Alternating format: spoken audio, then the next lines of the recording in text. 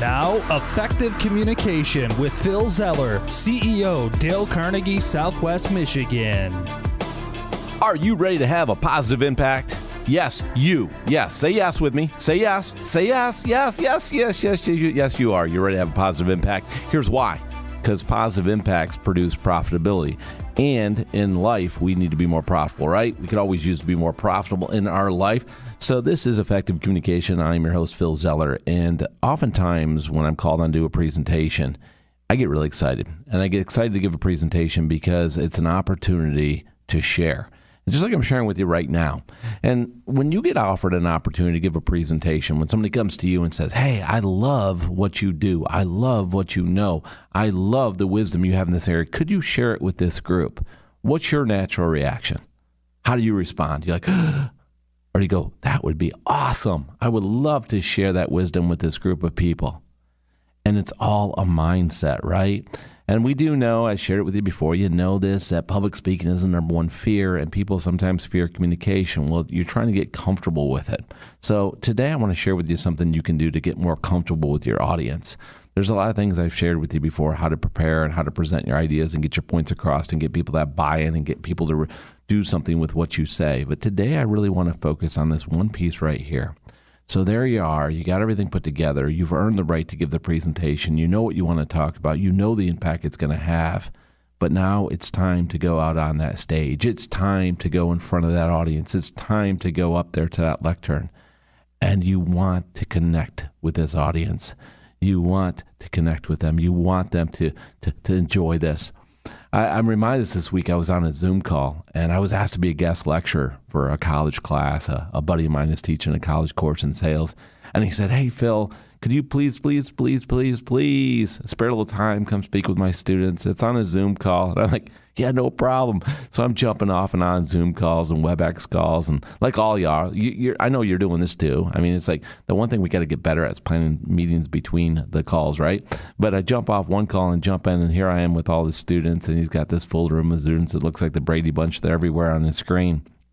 And I share with them a story, and I got really excited with them. I'm going to share with what I did because I'll start with the result, the end in mind. I got feedback that day. I got a note from one of those participants in that class that went to the instructor, and the instructor forwarded on to me. And this participant in the class said it was the best Zoom meeting call they've ever been on in their life. And they've been on calls for 2 years now, straight on Zoom calls, and this was absolutely amazing.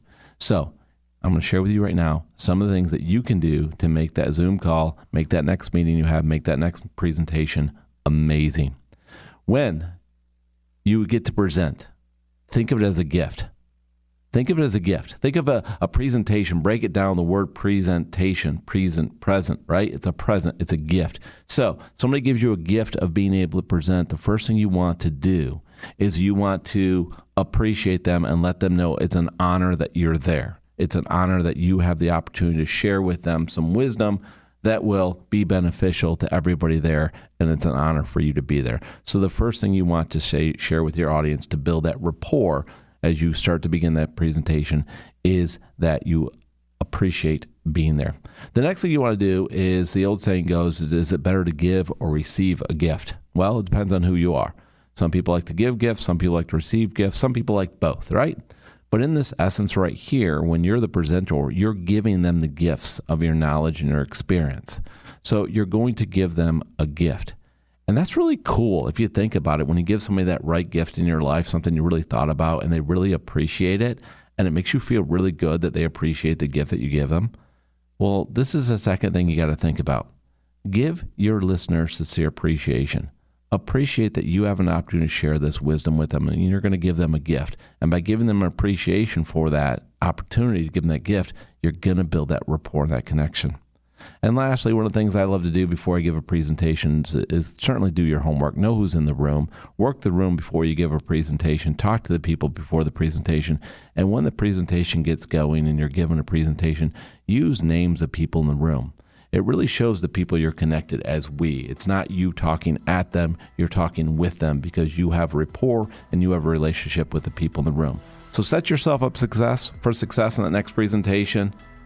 Give them appreciation. Let them know it's an honor to be here. and use their names. And what you're going to find is you're going to truly build that rapport with your audience, connect with them from the get-go, and hopefully you too will get that email that says, that was the best presentation I've ever been through my life. Now go make it happen.